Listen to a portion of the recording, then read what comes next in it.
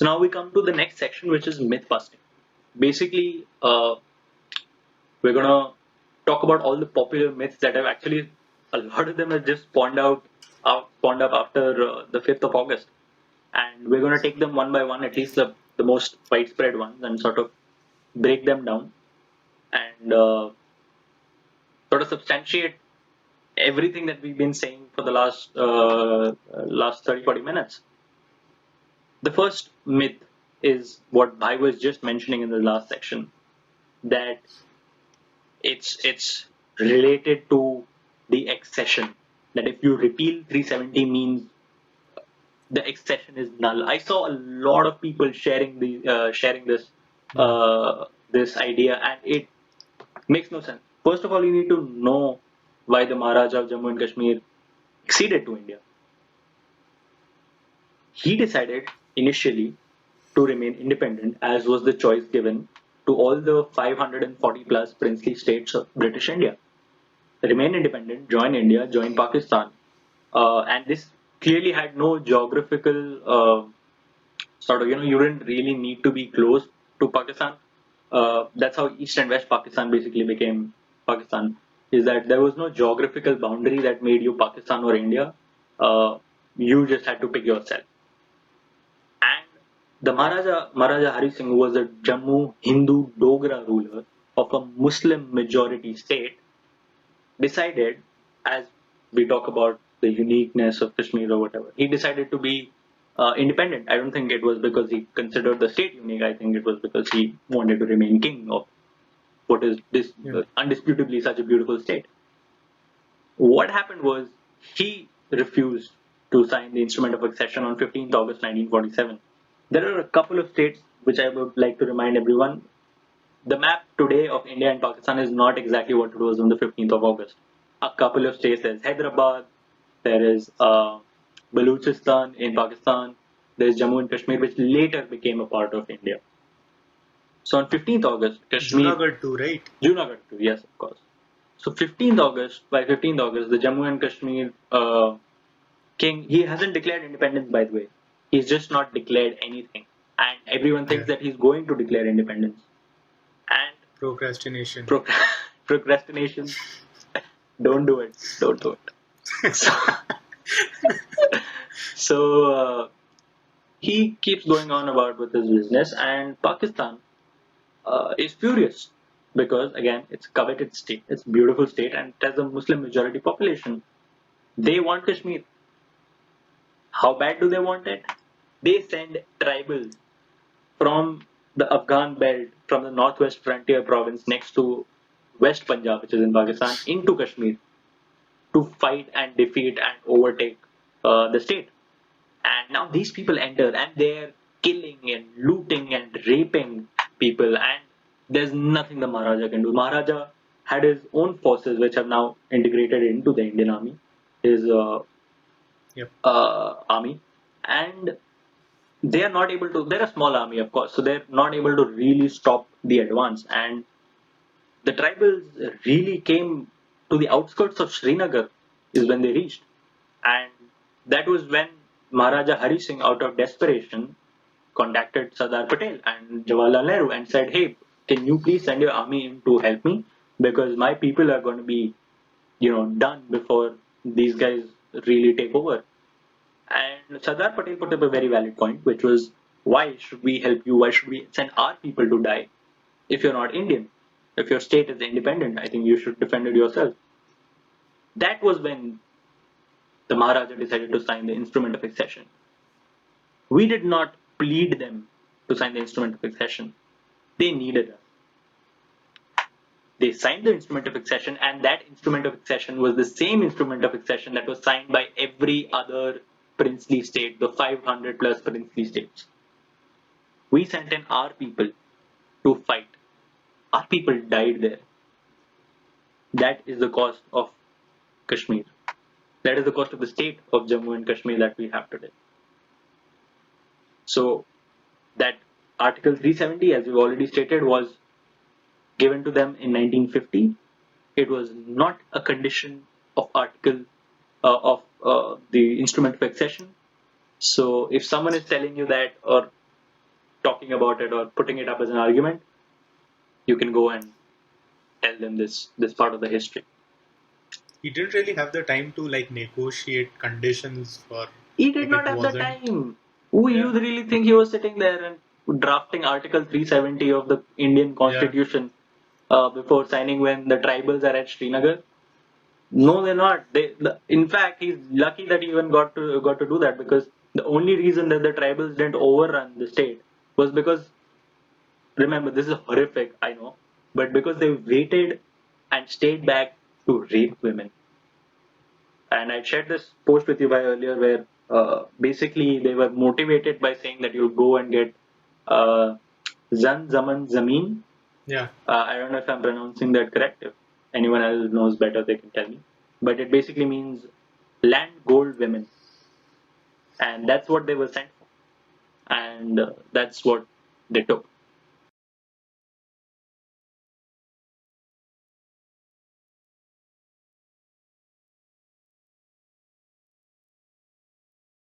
But in that time, the Indian army was flown in to on the Srinagar airport, and they fought back everyone, every tribal, and later the Pakistani army, which came to support the tribals, and threw them back to at least 1/3 of the entire state. And that is when, of course, uh, Prime Minister Jawaharlal Nehru decided to go to the UN Security Council for a resolution. Which brings me to the second myth regarding Kashmir, which is plebiscite.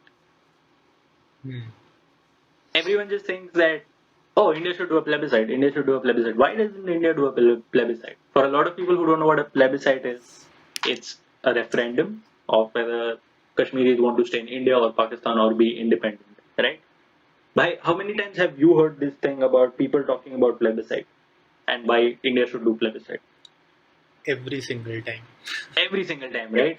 They're like, why doesn't Yeah. They're India like do just ask the Kashmiris what they want? what do they want.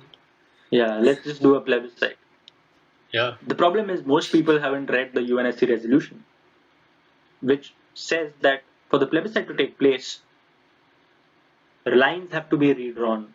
The entire state of Jammu and Kashmir was ceded to India by Maharaja Hari Singh. So, the UNSC resolution states that before a plebiscite can take place, Pakistan needs to remove its occupying forces from POK, the Pakistan occupied Kashmir. Then, the Indian armed forces will go in, take over, maintain law and order, and when India considers the situation is stable, a UN team will come in and oversee a peaceful referendum. Now, what are the problems with these things? Number one, as I was telling you by the other day, only one of the countries who signed that UNSC resolution or ratified it exists anymore, and that is India. Pakistan, as it existed back then, does not exist because there was East Pakistan, there was West Pakistan. That country broke. It broke into two, and West Pakistan sort of took on all the legal responsibilities of the erstwhile Pakistan, which was East and West Pakistan. Now, here's the problem. The whole argument in the UNSC about why Kashmir should go to Pakistan was because it's a Muslim majority state, and it's about basically the two nation theory. Now, when your own country could not sustain upon the two nation theory, because people in Bangladesh are also Muslims, but they decided to become a different country because they had a different ethnicity. They were Bengalis first and Muslims later. That's how they separated from West Pakistan. That's how the whole struggle came about. So when that does not stand anymore, it has no two legs to stand on. How is that an argument any for Pakistan to have Kashmir? It really doesn't. It doesn't call for a plebiscite. The legality stands firm that Jammu and Kashmir in its entirety should be a part of India. What are the other problems regarding the plebiscite? Pakistan has already ceded parts of Jammu and Kashmir to China. Bhai, can you guess why? Money. I don't know. Well, yes, in the long run, money. The Shaksgam Valley was ceded to China because Pakistan sort of wanted to cozy up to China, and because Chinese, obviously, I think Chinese just wake up one random day and say, "Hey, I claim that, I claim that, I claim that," and then they spend an eternity, sort of fighting about their all their territorial claims because they just crop up. Basically, it's also because they don't recognize any of the British boundaries. So they had a lot of interest in northern Kashmir, and Pakistan said, "Hey, we will gift you this whole valley, the Shaksgam Valley, and we'll consider it done that we don't have any more, territorial disputes." And so a whole chunk of Kashmir on top has been ceded to China. So if a plebiscite is to take place, China has to vacate that part of Kashmir, the Shaksgam Valley. By any guesses on if China will agree to that? Yeah, sure. Yeah, like the Chinese are going to give up any land Yeah, that yeah, they have ever set their eyes on. yeah. Yeah. So there are many problems with plebiscite. Can you tell everyone when this happened? Which year was this when If they gifted the valley to I'm China? not 100% sure, but if I'm not wrong, it's 1963 is the year when they did this. 63. Yeah. Okay, I right. wouldn't put all my bets on it, but Plus, also China is in Aksai Chin, yeah, China right? is an Aksai Chin. So Aksai Chin is again Which the also they would need to part of vacate, vacate right? actually if the plebiscite was to take place. The thing again with Aksai Chin is it's around 20% of the whole state of Jammu and Kashmir. It's in the east of Ladakh, and the problem with that is that that area is largely uninhabited. And so Hmm. what happened early on was it's what Nehru's favorite, not favorite but famous statement is where he said that why care about that place where not a single blade of grass grows. And I think that is the sort of mentality that led to us not ever really trying to figure out what was happening Yeah. there. And what was happening there actually was that China was building its highways, building infrastructure, and by the time we realized it, it was too late. In 1962, we fought a war where actually the whole area that they had already taken over, they retained. Remember at the ceasefire when India lost the war, at ceasefire, uh, all it returned all its territories that it had captured in the eastern sector near Arunachal, where they'd almost come into Assam, and but had to go back. Sorry, I had to go back there, but decided to keep all the territories in Aksai Chin, east of Ladakh, which they'd already sort of captured. So it's not like they took it from us. They'd already captured and they were just sort of Yeah. defending it, Already encroached. already encroached upon. So they were sort of defending it. So if Right. And do you know whether we raised the issue of China, like Pakistan gifting that Saddam Valley to we did, China or I not? think we did really strongly, but there wasn't really much we could do about it back then. We did raise Hmm. it that it's actually we obviously consider it Indian territory, so we would say that this is Indian territory that Pakistan is sort of giving away, Right. which it has no right over. It's occupied. It's Correct. illegally Illegal. occupied. Yeah. So it's sort of like someone taking over your a bit of your property and then selling it off to someone. Selling it all. Yeah. Yeah, they don't have the rights to sell off what's not theirs in the first place. But of course, Pakistan being Pakistan did do it. Yeah. So from this so as I said, now I hopefully this should clear all the reasons We should about why. also probably talk about the demographic change that has happened in Yeah. POK Oh, thank you. over That's the a really good years. point. That's a really good point. Why can a plebiscite also again not happen? Is because Pakistan actively what they are accusing India of doing today with the repeal of Article 370 and what a lot of liberals are doing today, saying that the demographic changes and where India is trying to settle people there to change the demography. Pakistan already did that.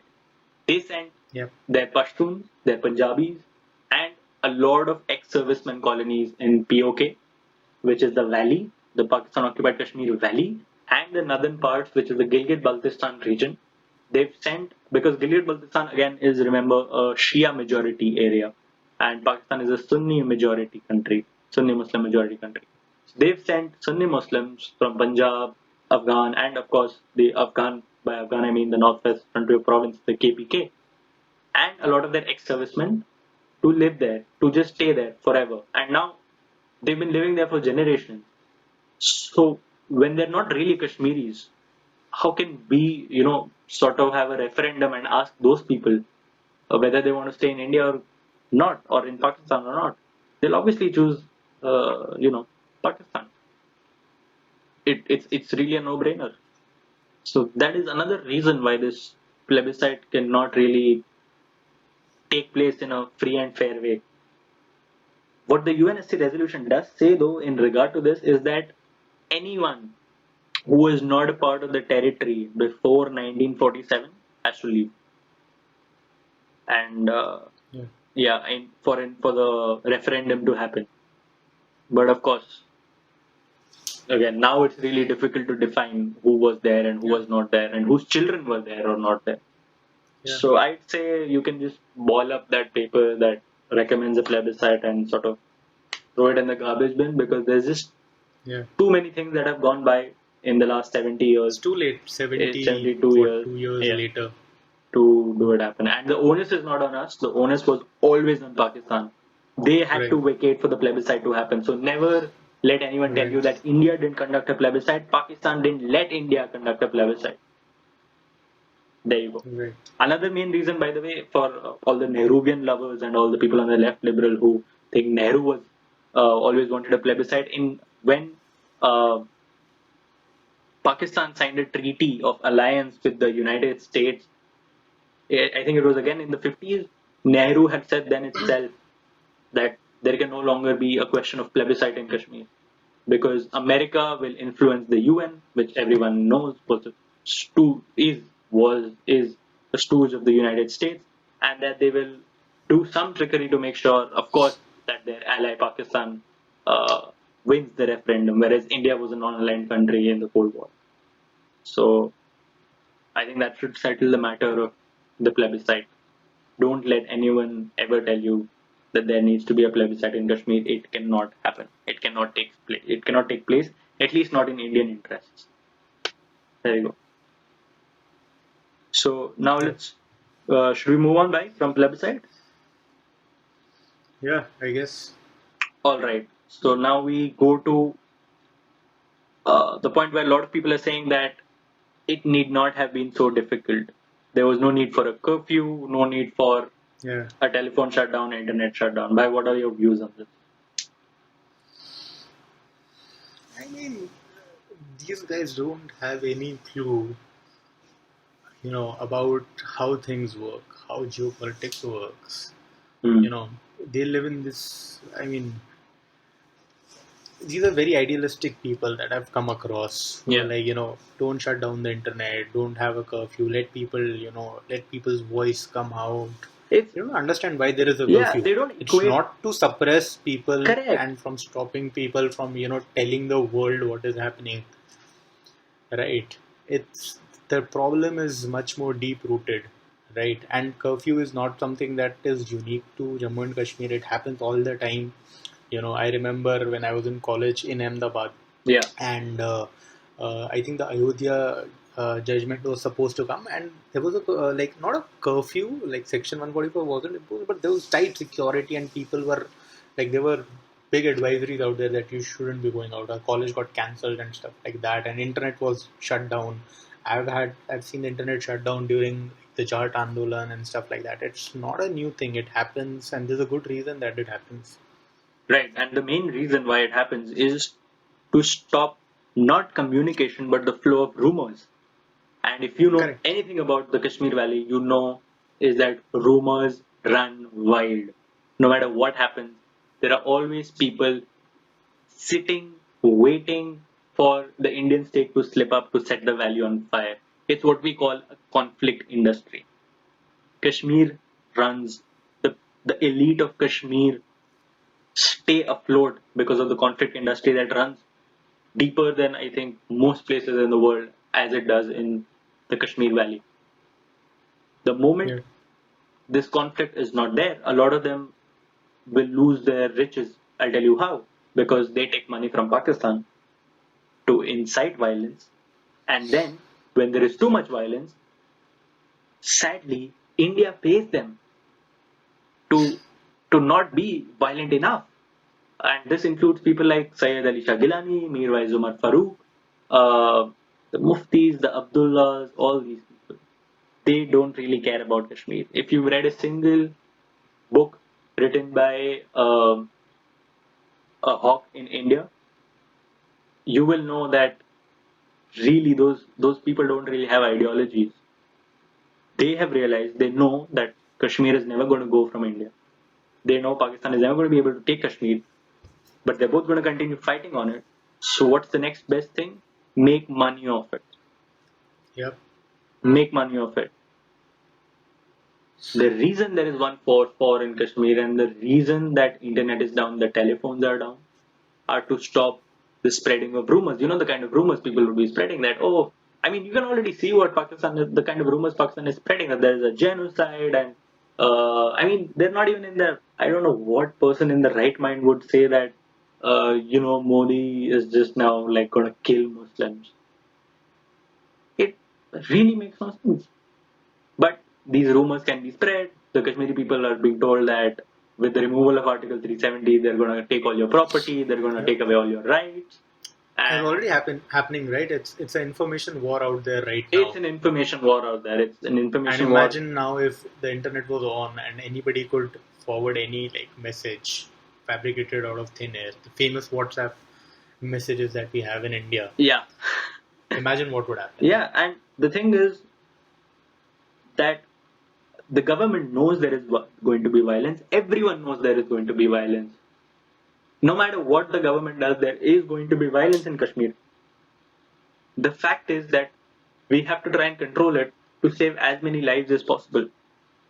And to do that, you stop those people, those inciters, those separatists from communicating with each other and being able to form these mass protests and stone peltings against the armed forces, because when that happens, there's going to be a reaction and people are going to die just like they did in 2010, just like they did after the killing of Burhan Wani in 2016. So this internet shutdown is not really in any which way actually to suppress people, but entirely to facilitate peace in the valley and to make sure that a lot of people don't find out.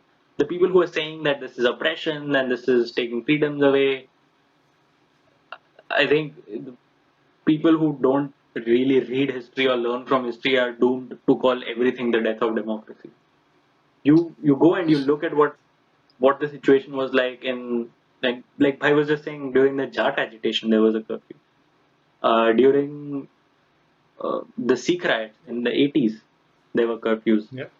India is a volatile place. Law and order is not the best, and that is why these measures are taken. Shutting down of internet is a very common thing. It happened during that Ram Rahim, thing. Exactly. And Internet was shut down in if that you think area. that the government doesn't know that, first of all, the government doesn't think that the curfew is going to remain there forever, of course, right? So why would they Yeah. do it for a short period of time?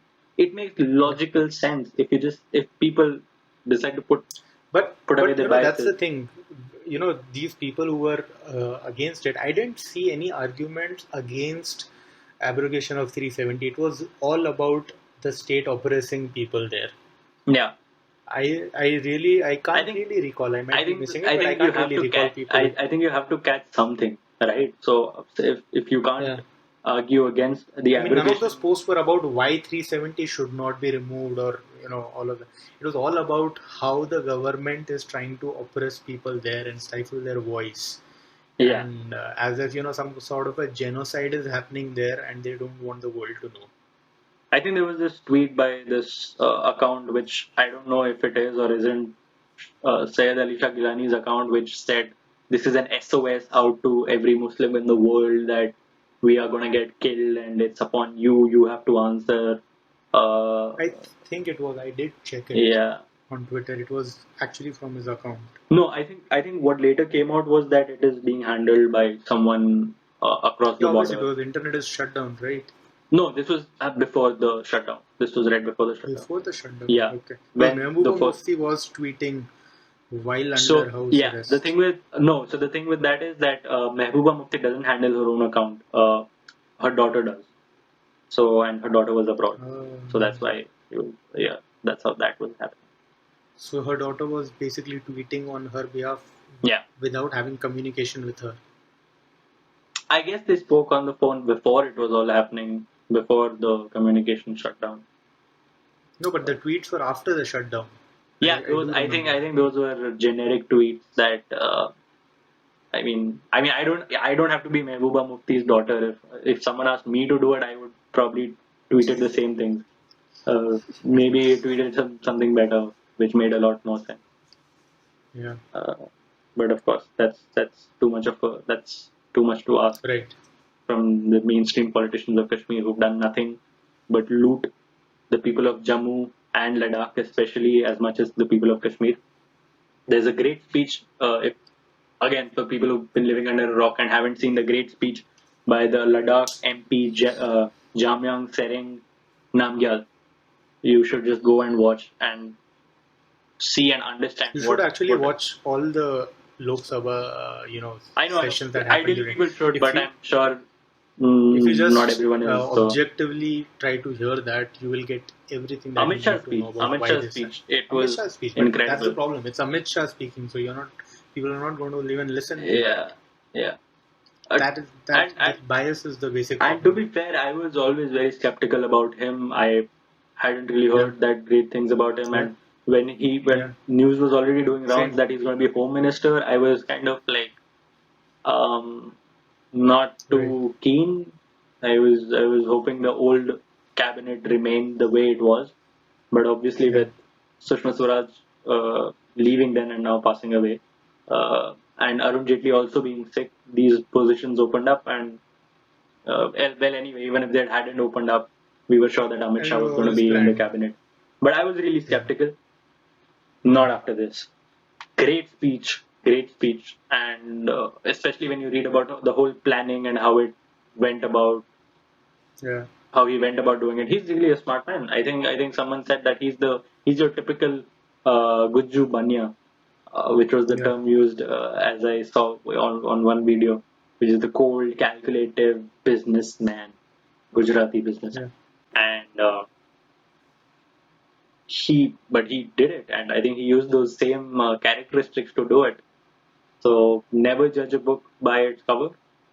Most people, I'm sure, including me, thought that Amit Shah knows nothing about procedure or actually like Yeah. formal politics, and is just like Yeah. a person who can gather people and win elections and all of that. But if you really want to go and listen to this Doesn't speech, understand policy. yeah, he understands policy. I think more than Rahul Gandhi ever will, for Yeah. example, or most Congress leaders ever will.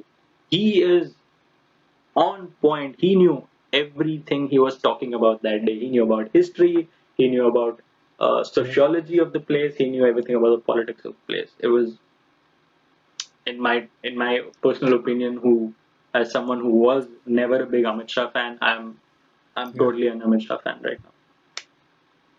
Yeah. So I think with that we come to the end of this section as well. Is there anything you'd like to add, Bhai, to this myth busting that we did? I'm not sure. Like I heard a lot of different. As I said, the goalpost kept shifting. I also heard the argument that this is a smoke screen to diverge attention from the failing economy when nothing else was working. This I was love it what how everything people is a started smoke saying. screen for something Yeah, else, because yeah. somehow people just don't get the The idea economy is that, failing. Let's just abrogate yeah, 370. somehow people just don't get the idea that there can be more than one problems in a country at the same time. It's not like let's solve every Yeah, problem in this country. Only then can we do Kashmir. Uh, yeah, there's a finance ministry, there is a home ministry. So they both do different functions. So if you want the home ministry to be working on the economy of the country, uh, I think I can lend you my civics book from the sixth grade, and you mm. can just try and understand the difference between national security and economic policy and finance. I think one last thing that we should probably talk about in a little more detail is these politicians Oh, who have been put under absolutely. I house was arrest just going to actually, because, yeah, very right, because even I was just thinking of that. Abdullahs and the Because a lot Muftis. of people were like, you've put the democratically elected Yeah, politicians. First of all, they're not elected right now, but yeah. whatever. And The you've put them under house arrest and stifled their voice. I think people should get a bit of history about these guys that you think, are the great leaders of Kashmir. here's the interesting bit again. Kudos to the constitutional policy of Amit Shah.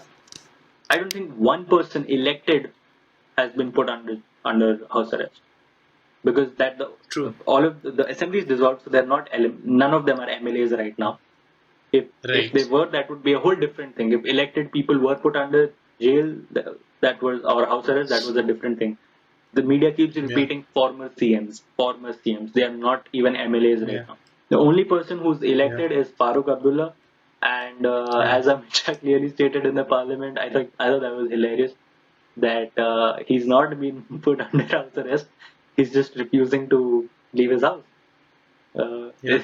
Isn't that true? In fact, if I can do my best Amit Shah impression, I'm just gonna be like, उनको कान पट्टी पे गोली रख के बंदूक रख के नहीं लेके आ सकते. So He's given interviews also. he gave an interview where he was crying and Yeah. There's no interview of Mehbooba Mufti or yeah, he was Umar yeah he Abdullah, was who have, by the way, fought yeah there with was each oh my other. god this part I think this was going to be the juiciest section. Omar Abdullah and Mehbooba Mufti actually fought. Uh, They were kept in the They same were kept guest in the same house. guest house and they had an argument apparently, Yeah. and they fought so badly that Omar Abdullah had to be shifted to another uh, guest house to be put under house arrest. Yeah. Yeah. Yeah. I think that's just plain hilarious because Yeah. and I think what they were arguing, Blaming Mehbooba Mufti for introducing the BJP yeah, into and Jammu and Kashmir. Mehbooba Mufti was accusing Omar Abdullah because remember the National Conference was a part of the NDA in during the Vajpayee years. So they were Oh, yeah you didn't know that. nah. Yeah. So effectively, that would also mean both their credibilities with the separatists is destroyed because they've both now been a Yeah. part of a BJP-led alliance. But why Yeah. it's funny is because these two people and their families only have really badly looted Kashmir over the years. Omar Abdullah is third generation Kashmiri politician. Of course, we know about Sheikh Abdullah, who was his grandfather, who Yeah. was the leader of Kashmir in its early years, till up to 1982 when he actually died. Uh, Fun fact, he had been put in jail by Jawaharlal Nehru uh, because Nehru wanted to change government. He was put in actual jail, not house arrest. He was put in actual jail. And Yeah. when he passed away in 82 was when Farooq Abdullah started leading the politics of Kashmir. And very recently now we've seen Omar Abdullah do it. Again, these guys they parrot Pakistan's line at one point, then they become Indian, they become soft separatists, they become nationalists. Sometimes you will see Farooq Abdullah saying कि अगर इन्होंने article 370 छुआ तो हम इनसे अलग हो जाएंगे. On other days you will see him dancing with Ranveer Singh on NDTV, which is as Indian as it gets. And the same goes with Omar Abdullah. He looks so educated, acts so educated. But if you see a couple of his videos where he's praising a terrorist like Burhan Wani, uh, and I just like to reiterate again that Burhan Wani, you can go on YouTube and see this. Burhan Wani was in cahoots with people like Hafiz Saeed. So to call him a rebel and a revolutionary is frankly very ignorant, very demeaning, and offensive to a wide range of people because of the kind of terrorism that people like Hafiz Saeed have inflicted on India in cities like Bombay, especially with 2611. So a guy who is collaborating with someone like that, I'm sorry, that guy is not a rebel, not a militant. He's a terrorist, out and out terrorist. So Abdullahs and the Muftis, these guys have been put under house arrest because they will simply never be able to make peace with 370, at least not in the near future, because it really literally shuts down their shop. Because what they were also doing was sort of using their clout as chief ministers and the exclusivity of the state to give jobs, state jobs, to people that they like. I think there was a famous case of a separatist son. I want to say it's Sayyid Ali Shah Gilani's son, but I'm not sure. Mehbooba Mufti gave that person Yeah. a job as a professor in a university, in the state Yeah. university, flouting all rules. Yeah. Uh, All yeah, guidelines. there Yeah. are cases related to financial fraud against Mehbooba Mufti and the Jammu and Kashmir Bank. Then Yeah. there are people like Engineer Rashid, who was arrested recently. He has been arrested in a terror funding case. Yeah. Remember, these people get money from Pakistan to spread terror. They Yeah. get lakhs of rupees to pay stone pelters, kids, little kids, to pay them 500 rupees, 1000 rupees. That I'm not saying all kids do stone pelting because they are given money, but a lot of them do. And which reminds me, bhai, have you seen the latest news? Another Kashmiri politician has been arrested, and guess who that it is? That is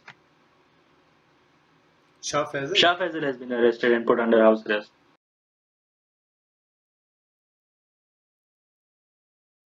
The funny thing about that is that he literally tweeted like a couple of hours ago that, or a day ago, saying that there are no more mainstreams in Kashmir now. Either you're a separatist or you're a stooge of the government and stuff like that, and that there will be no more Eid in Kashmir, not until everything that has Yeah. been snatched from us is avenged. Yeah. And basically, I think he was towing that line, and of course, he was going to Turkey. Of course, Turkey. Anyone who knows anything about Turkey and Pakistan and their relations will know what a ticket for a Kashmiri Muslim to Turkey sort of insinuates, especially a politician. And I think the main reason he tried to do this is because of what we were discussing, was that uh, his shop didn't even open, unlike the Abdullahs and the Muftis. Boni bhi nahi Boni hua. bhi nahi hue, because the guy, he thought, hey, I'm smart. I cleared the UPSC and I became an IAS Topped officer. it, right? Topped it. I topped the UPSC and I became an Yeah. IAS officer. Why don't I leverage that, quit politics, and No, quit quit IAS. IAS and make a big splash, which he did, and become a Yeah. politician and make a lot of money like the Abdullahs and the Muftis. Uh, Yeah. Little did he know that a man from Gujarat called Amit Shah was going to reduce the politicians of Jammu and Kashmir to civil servants, actually, what he already was as an IAS officer. Because now these chief ministers of the union territory will basically be doing what Kejriwal does in Delhi, which is mohalla clinics and all those like sort of very tame domestic issues, instead of something like Article 370 or giving out statements that will flare up in the media. So Shah Faisal never really got to be that quintessential Kashmiri politician, really, and it really Yeah. upset him. I think he was really shook, and he just couldn't handle it. And I don't know what he was going to do in I Turkey. would be if I gave up my career for Yeah. this. Well, I heard somewhere that his resignation has not yet been accepted uh, from his post as an IAS officer. So Shah I Faisal, think now it will I be. think now it will be too much. Uh, Shah Faisal, you really, I mean, you couldn't have picked a worse time to do what you just did. And going to Yeah. Turkey, I mean, really, it's too obvious a move. So keep up and try to outsmart. Where was he leaving from though? He was leaving from, Delhi. yeah, New Delhi. He wasn't in Kashmir. He wasn't in Kashmir when the curfew happened. He was pretty much here in Delhi. Uh-huh. Yeah, I know that. I know Yeah, that. so he was leaving from New Delhi, and I think the Yeah. authorities got tipped off. So they've taken him and put Right. again. This must be a really unpopular decision.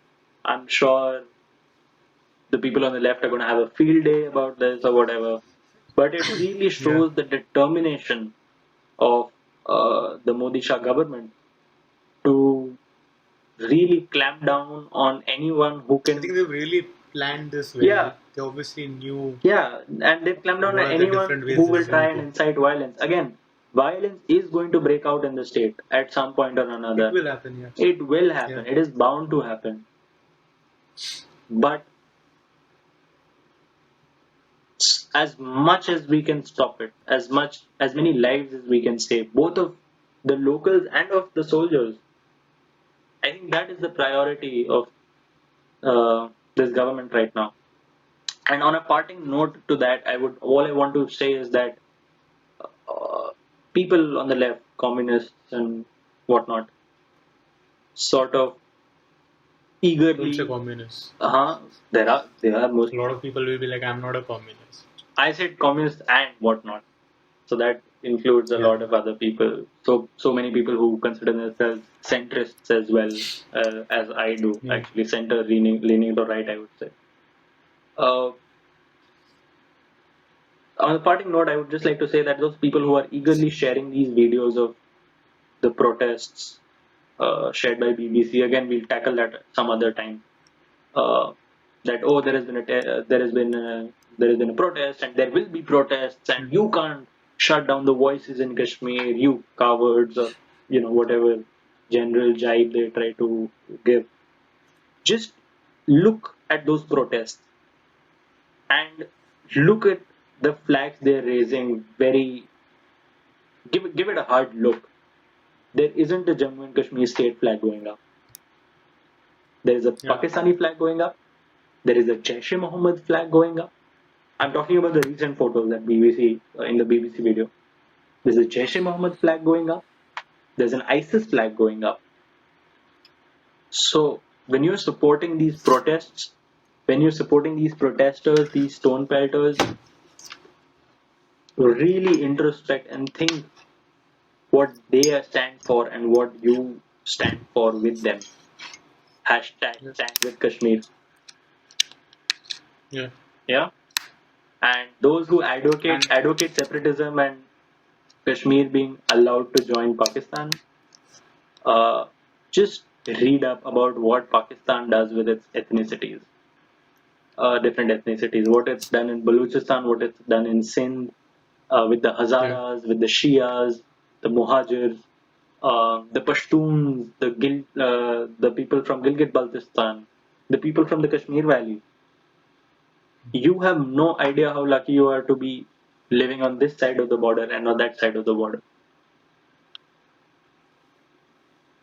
And just because a lot of people say that they want the land of Kashmir to become a part of Pakistan, it does not mean that we just bow down and let them do that.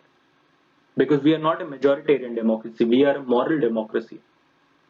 I think we were discussing it the other day that if you were to hold a referendum on whether uh, homosexuality should be legal or illegal in India, I think Yeah. 95 to 96% of the people would say that it should be illegal. But does that mean that we make it illegal? No. We at least we strive to be a moral democracy and not a majoritarian democracy. So we elect people Yeah. for their principles, and then we leave it to those elected people to use their wisdom and their principles to put in moral laws. We don't elect the Supreme Court, but we rely on the Supreme Court to act morally. Yeah. So let's not talk about useless majoritarianism in Kashmir, especially, and say that just because, by the way, the population of Sunni Muslims is 68%, I believe, that's much lesser than the Hindu population in India. And I think the amount we fight for minorities in India, the same people actually who fight for minorities in India, have just never fought for minorities in the state of Jammu and Kashmir. Yeah. And that to me is the real evidence of ignorance or deliberate mischief, blindness, but overall political, historical, and military illiteracy that prevails in the so-called urban intelligentsia of this country.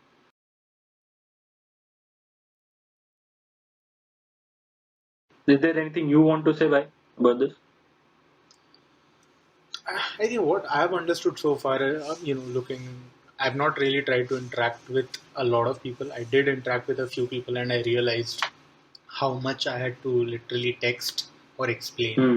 and I realized I couldn't do it individually with everybody else. Right. So I didn't really then go ahead and talk to as like a lot of people. I was really disappointed looking at how many people just did not have any understanding and yet were taking a stand. And what I also realized was that it had nothing to do with the merits and demerits of 370, which these people don't even understand. Yeah. Like if you are supporting 370, then you are basically supporting violence against homosexuals, and you're supporting child marriage, and then you need to ask yourself, do you really want to do that? Yeah. But what I found was that it was largely a reaction against the present government. People who don't like Narendra Modi or Amit Shah or the BJP, right wing, whatever, they think that these people are always. Also, a lot of people thought this was a Hindu versus Muslim thing. I think one thing that we missed talking about is the Kashmiri Pandit exodus, Yeah. I think and how a lot of I think people we'll thought this be was covering this that is in a revenge for them. subsequent episode. Yeah, I think that's a much more detailed Yeah. discussion. Well, a lot of people came to me telling that that this is revenge for what happened to Kashmiri Pandits, and they made it a Hindu versus Muslim problem, where a Hindu nationalist government. I've read this, these beautiful statements from citizens of our own country saying that a Hindu nationalist government has taken the rights of a Muslim, the only Muslim majority state that we have. It's not about Hindus and Muslims. We need to get that straight. And Kashmir is not only about the majority of people there. It's not only about Muslims. Yeah. There are a lot of Christians, a lot of Sikhs, a lot of Buddhists also living there, Yeah. and it's not targeted towards a community, because the problem is that anything Amit Shah or Narendra Modi do, their first reaction is they're trying to target a particular community. Exactly. Okay, you need to be really living under a rock. Just look around at what the national mood is. People who don't see the government eye to eye on any issue whatsoever have also gone ahead and supported this. Exactly. I think that It is passed more with a telling. 2/3 majority in Rajya Sabha and almost, I think, 80% Fourth. majority. Yeah. Fourth. 80%. Okay. There is no reason that AAP needs to support the BJP or the whatever. If, Baspa needs to support it, SP needs to support it. There are only three parties, I believe, who are opposing it. supported it.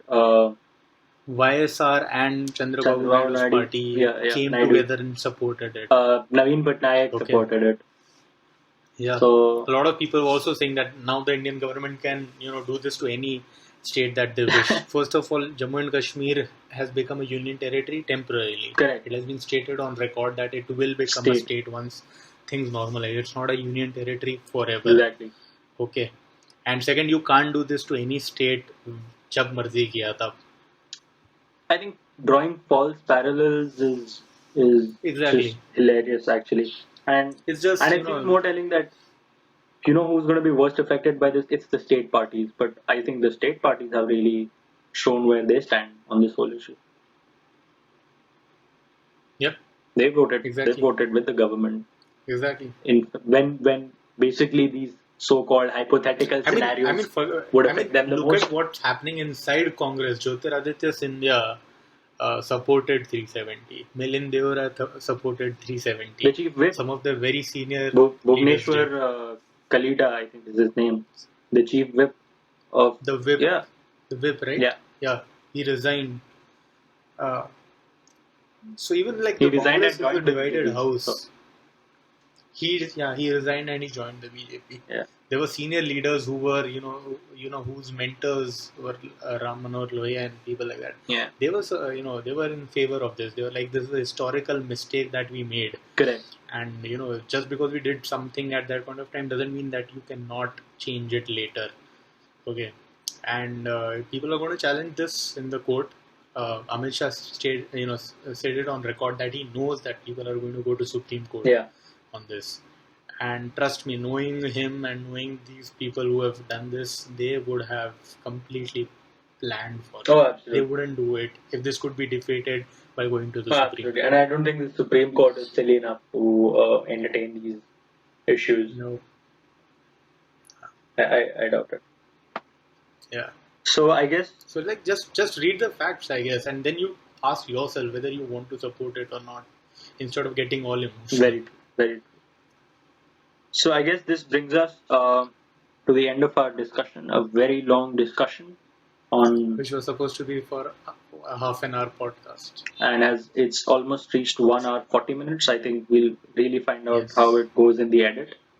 Again, this is our first podcast, so we're still learning. I hope the people who are listening to this podcast listen through and give us good suggestions, and we'll try to follow them later on. Before we end, there's just a small couple of announcements that we're going to be giving off. Is first of all, this is being recorded. This was recorded at midnight. We started recording at midnight of the 14th and 15th. So happy 73rd Independence Day, bhai, and Same to you. Happy Independence happy Day. Independence Day to anyone who's listening. We thought it was the best idea to, what better way to, release a podcast that deals with politics and various other current affairs than on the day our national republic was created. And Yeah. it really has been a tryst with destiny. And let's hope things just get better in Kashmir and the rest of the country from here on. What I would also, moving on, what I would also like to express is Balochistan, wishing the people in Balochistan a happy Independence Day, which was on the 11th of August. A small fact is that the Khanate of Kalla in 1947 declared itself independence on August 11th from India and Pakistan. It was on March 27, 1948, that the Pakistan Armed Forces invaded and overtook, possibly annexed through legal loopholes and through military might, the state of Balochistan, which is occupied right now. And unlike Kashmir, it's an ethnic separatist movement, Yeah. unlike Kashmir. And yeah, so I think Twitter today really broke. The hashtag really broke Twitter today, which was in support of Balochistan against Pakistan.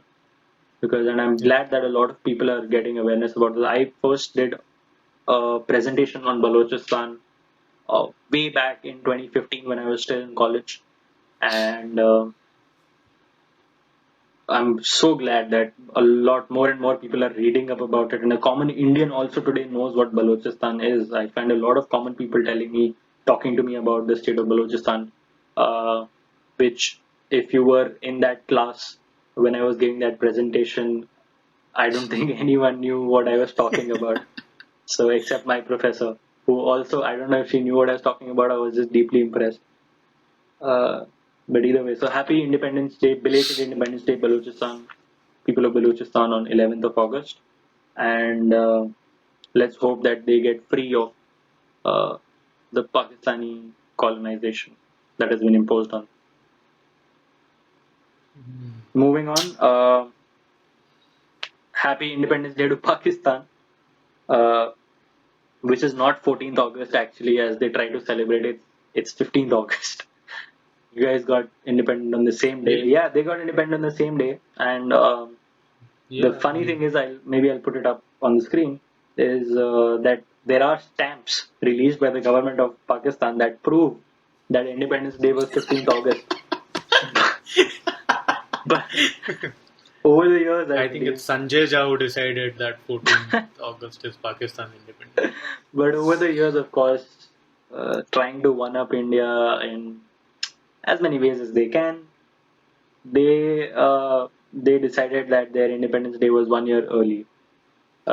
So, It's a bizarre state. We need to have a podcast on Pakistan oh also. yeah, Like the president just asked the the country to wage a social media war on India today. oh really? The president of Pakistan. Oh Yeah, yeah. you didn't see that? By the way, The that president of Pakistan on their Independence Day speech, I think it was the Independence Day speech, uh, asked the entire nation to take basically wage a social media war I think that's on I think India. that's hilarious. Uh, Like, can you imagine that I think the happening here? state government is officially celebrating, officially calling 15th August a Black Day, which is the Indian Yeah, Independence Day, yeah, stupidly not knowing that it is their own Independence Day too. But of course, and I don't think anyone else. I don't think why. I know why we didn't reciprocate and do the same is because I think every day that Pakistan is still a country is a black day, not just for India but the rest of the world, and you know it because that's why they call Pakistan the international migraine in diplomatic circles. So, yeah, but yeah, we need to do a Pakistan podcast, like a freewheeling Pakistan podcast. I think that'll be really great. yep. Uh, the last announcement I'd like to make is that Chandrayaan, India's second lunar mission, moon mission, his if I don't know if I'm saying this correctly, has entered perigee and has basically stopped its route where it was going around the Earth, and now is on a straight path to the moon. It is They exited the it's orbits, yeah, right? it's exited the Earth's orbit and is forgive me for the inaccuracies. I'm an art student, so I wouldn't probably know the exact details of it, but really exciting. The lunar Hmm. mission, which will go land the probe on the South Pole, the yet unexplored South Pole of the moon. Yeah, It will be a moment of real pride for all of us Indians. So, best of luck to ISRO. Hope we keep hearing similar good news over the time. So that's done with the announcements. Bhai, is there anything more that you would like to say before we end the yeah, podcast? yeah. I'm not a right winger. You're not a right winger. All right, No, people who people think I am, but I'm not. you're not a right winger. Uh, Yeah, but you aren't helping your cause either. I stopped caring actually what people call me because Yeah, I've been called like I care more about a specific issue and my stance on it rather than whether it's left yeah, wing, right wing, exactly, whatever. exactly. I think I've But been called a but fascist. I think the people who are slightly left leaning, the way the left liberals are behaving right now, they're only pushing them towards Oh the yeah, right, I think slightly right. that's very true because I was a liberal. I would say for the longest time I Yeah, was a I think every proper young person is a yeah. liberal. Everyone's a young. Every young person is a liberal at heart. So I was a proper liberal, left-leaning, strong liberal, Yeah, and it was really that same community that really drew me at least yeah, far, far away from them. I don't know if I'm a right winger or not, but at least much far, far yeah. away from them. And further points is that we want to clarify that you're also not religious, so which puts a lot of things also in perspective. Don't say that publicly. We're not in Pakistan, so Hmm. blasphemy isn't illegal actually. Yeah, Uh, no, no, I'm an atheist. you're an atheist, so am I. I thought you were an agnostic. Doesn't really matter. I've actually stopped thinking about that question. All right, Not, that's a yeah, good way to go about it. So we're not really religious people. So if any no, not at if all. anyone is Not, really gonna tell us that we are Hindutva-vadis, I mean, yeah, we don't care where the mandir is built. yeah. So either way, on that controversial note, uh, we're gonna leave you with a couple of our favorite social media moments Yeah, on the screen, and that's it from us. I hope that most of you make it through the end of this podcast because I think it's going to be a pretty long podcast. We're going to obviously break it into different parts, but yeah, we've discussed a lot of things. So hopefully you like this. If you like it, please like. I never thought I'd be saying all of this. Please like, share, subscribe to our channel, and what else? You can follow me on Twitter at Fauji Brat Thaakar if you're inclined to do so. And bhai, what's your Twitter handle? you don't need to follow me. I don't tweet anything that is interesting. All right. So you don't need to follow bhai. You can follow me. This is Ujjwal Thaakar and Monal Thaakar signing off. See you Yep. soon on the next episode of this podcast. Bye. Bye-bye.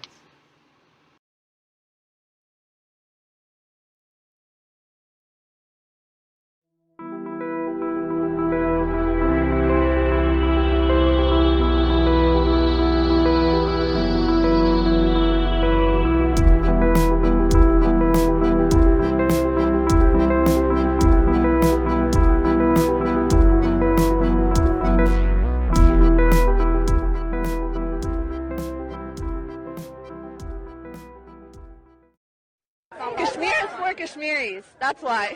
Indian forces need to go back. Kashmir is for Kashmir. It's not for India. It's not for Pakistan. It's for Kashmiris. Modi's killing innocent terrorists. Modi's killing innocent terrorists.